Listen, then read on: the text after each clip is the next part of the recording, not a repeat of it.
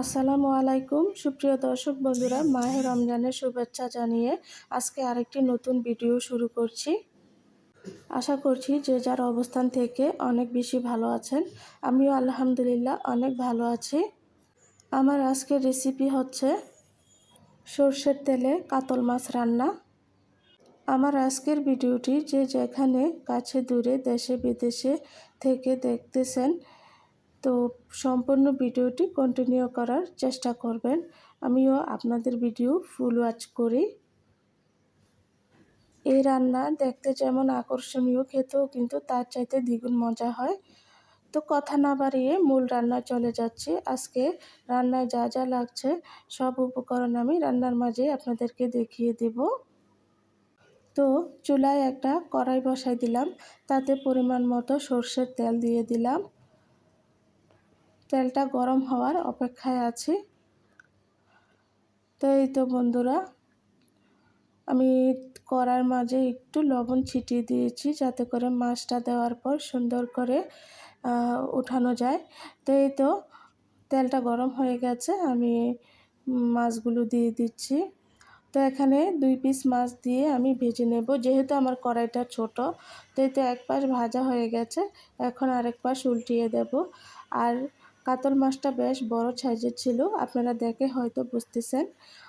সেজন্য মাঝখান থেকে কেটে নিয়েছি আমি মাছটাকে। প্রায় মাছটার ওজন ছিল 6.5 কেজি।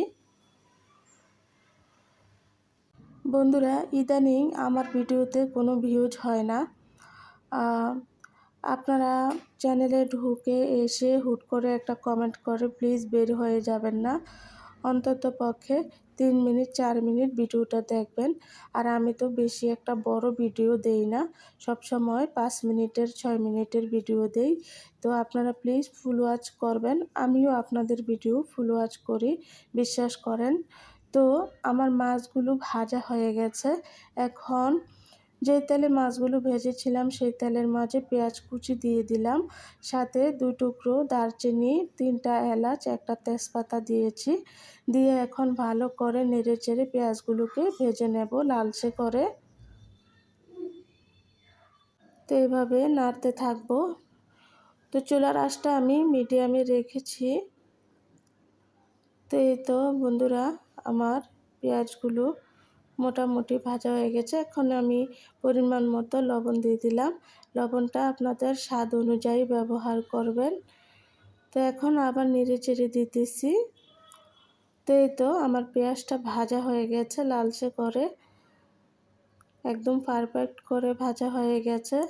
তো এখন আমি চুলার আঁচটা কমিয়ে পরিমাণ মতো একটু পানি দিয়ে দিলাম, এতে করে পেঁয়াজগুলো আর পুড়ে যাবে না। দিয়ে একটু ভালো করে নেড়ে চেড়ে দিলাম। এখন আগে থেকে ফ্রোজেন করা ফ্রিজে আদা রসুন বাটা দিয়ে দিলাম। তো এগুলো এখনও বরফ ছাড়ে নাই, সেজন্য আস্তে আস্তে দিয়ে দিলাম। দিয়ে এখন ভালো করে নেড়ে চেড়ে দেব। তেলের মাঝে দিলে এমনিতে গলে যাবে। তো বন্ধুরা, আদা রসুন বাটা দেওয়া হয়ে গেছে। এখন দিয়ে দেব 1/2 টেবিল চামচ পরিমাণ হলুদের গুঁড়া। তারপর দিয়ে দিলাম 1/2 টেবিল চামচ পরিমাণ মরিচের গুঁড়া। দিয়ে এখন একত্রে করে ভালো করে মশলাগুলো মিক্স করে নেব নেড়ে চেড়ে। চুলার আঁচটা এই পর্যায়ে মিডিয়ামে রেখেছি। উপরে তেল ভাসা অবধি অপেক্ষা করব।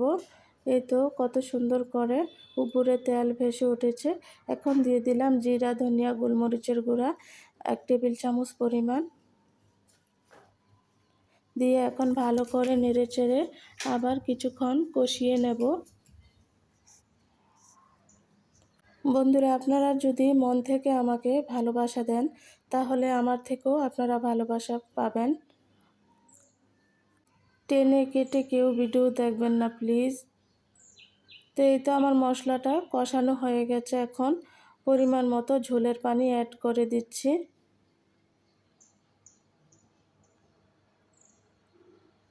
তো একটু নেড়ে চেড়ে দিচ্ছি।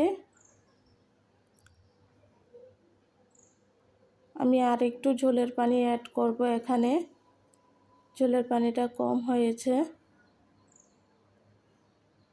আগে মাছগুলো দিয়ে দেই, তারপরে ঝোলের পানিটা দেব আমি আরেকটু।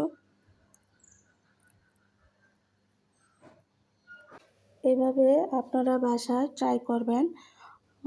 বাসায় ট্রাই না করলে বুঝতে পারবেন না কতটা মজার হয় এই রান্না। সত্যিই বলছি, আপনারা রান্না করে দেখবেন। তো বন্ধুরা, আরেকটু ঝোলের পানি আমি অ্যাড করে দিলাম। তো আমার বোনের ছেলেটা আসছে, আমাকে খালামণি বলে ডাকছে। তো ওকে একটু বসিয়ে রেখে তারপর পুরো বয়েসটা দিলাম আমি, বাকি বয়েসটা।